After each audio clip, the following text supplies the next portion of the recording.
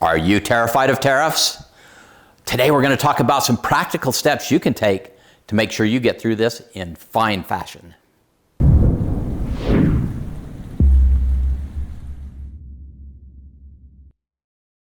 Hey Provident Preppers, I'm Kylene. And I'm Jonathan. Today we're going to talk just a little about tariffs because tariffs are definitely in the news.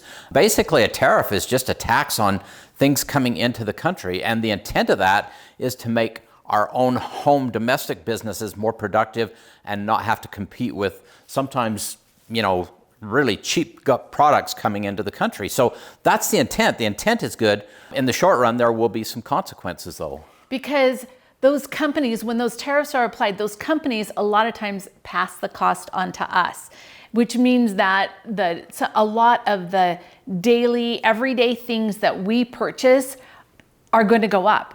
And we've got to be prepared for it. Think about all the things that you purchase. Some of those are made domestically, some of those are imported. And think about if there's a lot of import things that you're purchasing, there's a chance that that's going to go up, and that's going to affect the average families. They're estimating between $1,600 and $3,800 a year. Who knows how it will really turn out, but that's the bottom line of what will happen as imported products are taxed. Let's talk a little bit about the things that are most likely to be affected, right? There are certain food products that we purchase, like avocados and bananas and things like that, that are imported.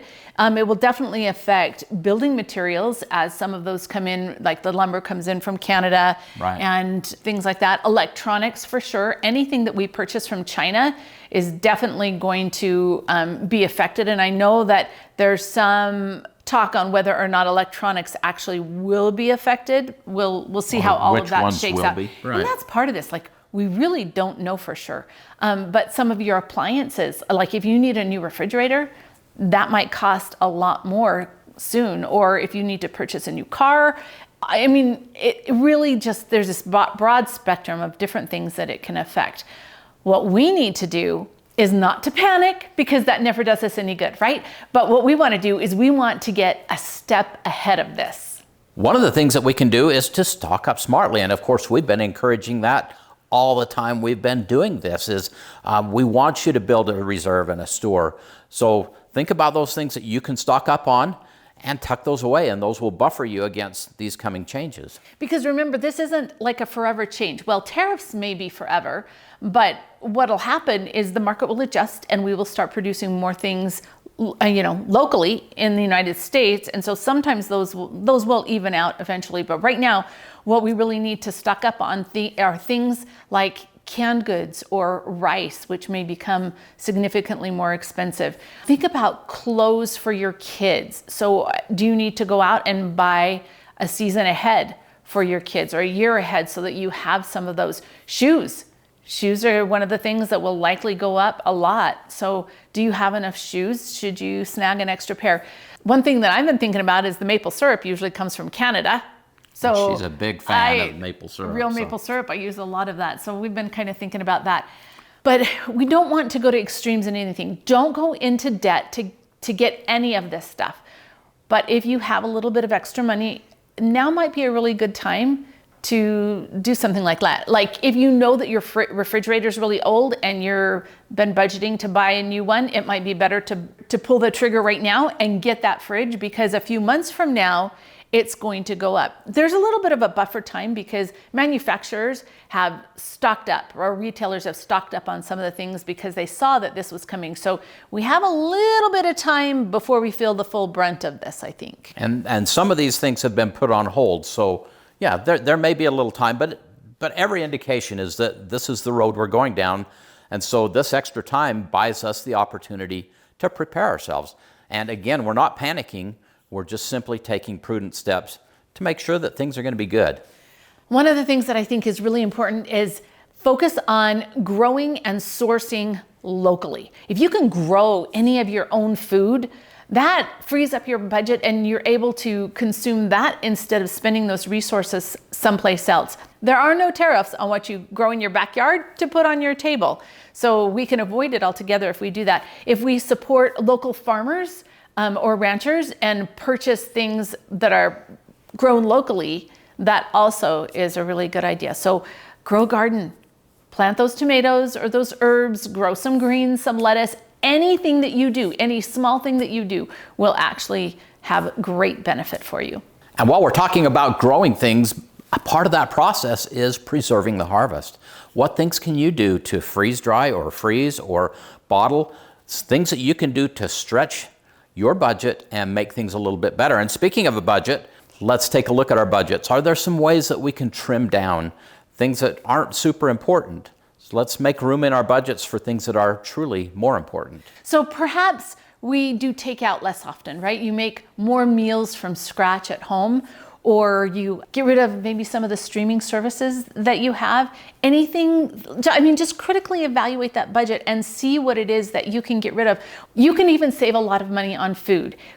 We have this entire playlist. It's Frugal Friendly Foods, where we talk about foods that are very inexpensive, and we have recipes and show you how to make them and do all kinds of things with just inexpensive food. It can still taste amazing, but you would be seriously just in awe of how much you can save by preparing things at home versus going out to eat. And then shop smart and compare prices. Having raised so many children, I became really good at this. And if something was, on sale, I would totally stock up on that. I'd buy an entire year's supply of whatever that, like ketchup or whatever it was, so that I never had to pay full price for anything. And compare, is it cheaper to buy it at this place or at this place? And when you really start being cognizant of that, 5, 10, 20 cents, it really adds up a lot.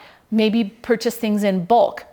Sometimes you can go to a warehouse store and get a 25-pound bag of rice or beans and save a significant amount of money just by doing that.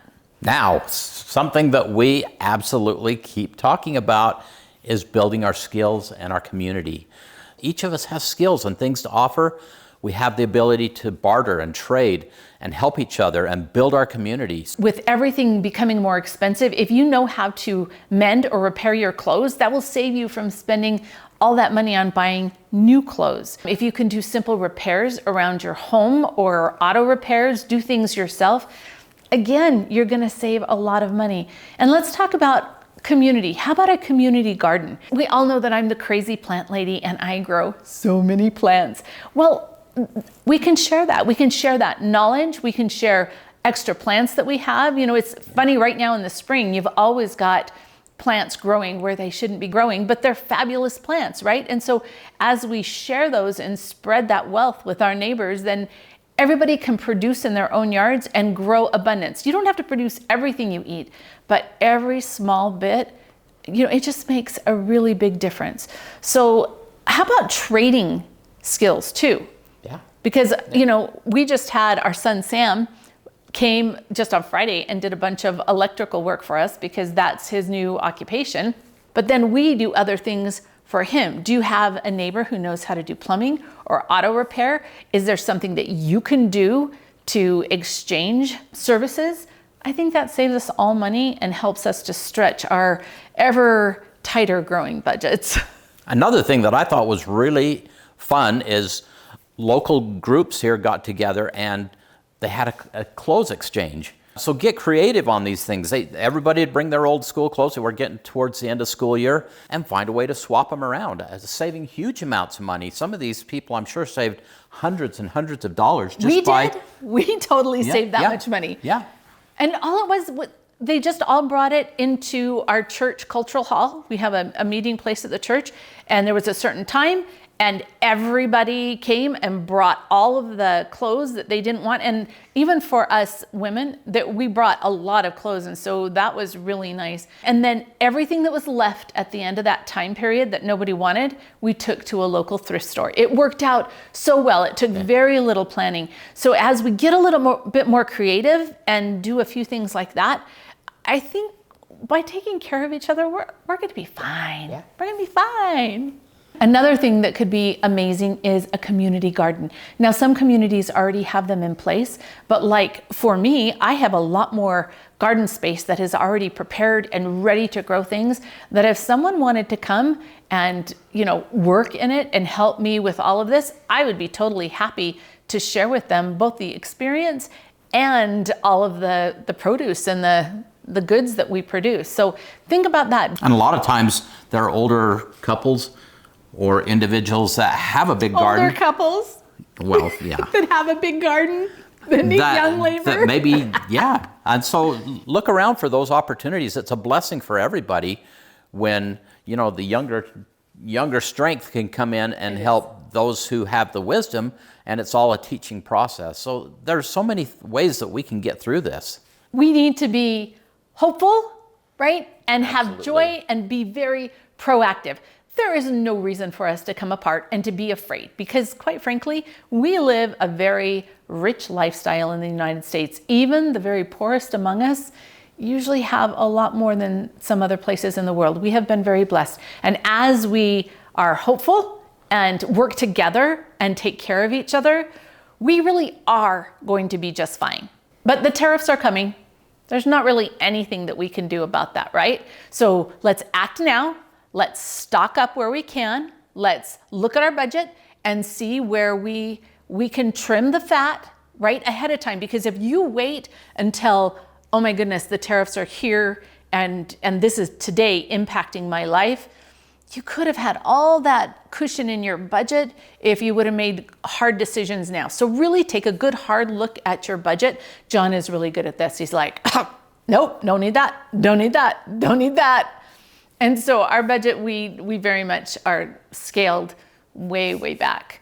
Get to know your community, develop a tight-knit community, whatever that looks like for you. If you choose not to do this alone, you are going to be so much more successful. We are walking this journey with you. We are going to try and create content that will help you in this journey and give you some great ideas.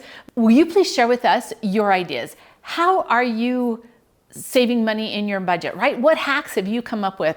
Did you get some chickens when this egg crisis happened? Are you able to produce any of your own food? What are your favorite fruits or vegetables to grow that you're able to do with your limited space? Or share everything, because our community, we got to take care of each other. And yes, you have your physical community, but this community also works to take care of each other. So make sure that you're putting it in the comments below.